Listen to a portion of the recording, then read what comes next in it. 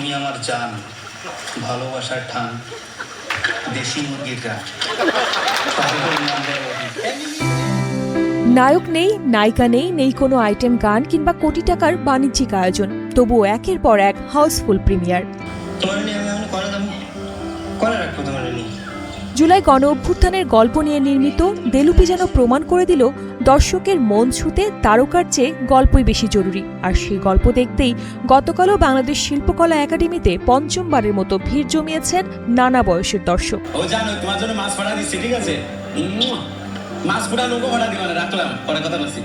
November থেকে এখন পর্যন্ত 5টি প্রিমিয়ার শো হয়েছে দেলুপির, প্রতিবারই ছিল হাউসফুল। শুধু তরুণরাই নন, কিশোর থেকে শুরু করে প্রবীণ সব বয়সের দর্শকই সিনেমাটি দেখে উচ্ছ্বাস প্রকাশ করেছে। এটা আমাদেরই গল্প, আর সিনেমাতে খুব ভালো মেসেজ আছে, অনেক প্রগ্রেসিভ মেসেজ আছে, যেটা ইয়াং জেনারেশনকে খুবই নতুন করে ভাবতে সাহায্য করবে।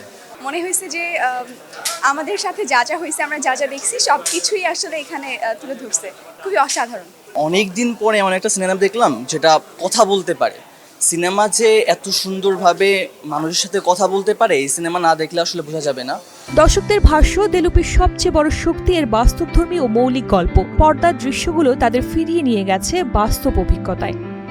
এখানে যখন আমরা একদম অরিজিনাল গল্পটাই দেখতে পাই তখন ভালো লাগে। এবং সবচেয়ে ইন্টারেস্টিং ব্যাপার হচ্ছে যারা সিনেমাটা বানাইছে, ফুড প্রোডাকশন এবং তৌকির ইসলাম সত্তা, তার পুরো টিমটা, তারা আসলে ইন্ডিপেন্ডেন্ট ফিল্ম মেকার।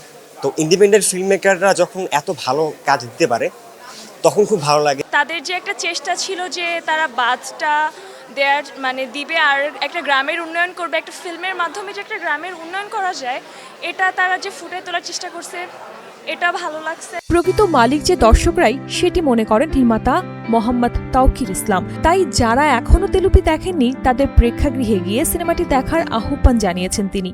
এক্সট্রিম মশার কয়েল প্ল্যান্ট ফাইবার দিয়ে তৈরি, তাই সহজে ভাঙে না, সুগন্ধিযুক্ত ও নিরবিচ্ছিন্নভাবে জ্বলে। ডেঙ্গু, চিকুনগুনিয়া বাহি সহ যে কোনো মশার বিরুদ্ধে দেয় এক্সট্রিম সুরক্ষা। কালীনগরের সেই বাটটা, এই যে লাস্ট আমাদের যে এনক্লাইম্যাক্স, এই এনক্লাইম্যাক্সে যে হিউম্যান চেইনটা আমরা দেখতে পারি, মানববন্ধন এবং বাকি যে জিনিসপত্রগুলো, এটা আমরা অফিসিয়ালি করেছিলাম।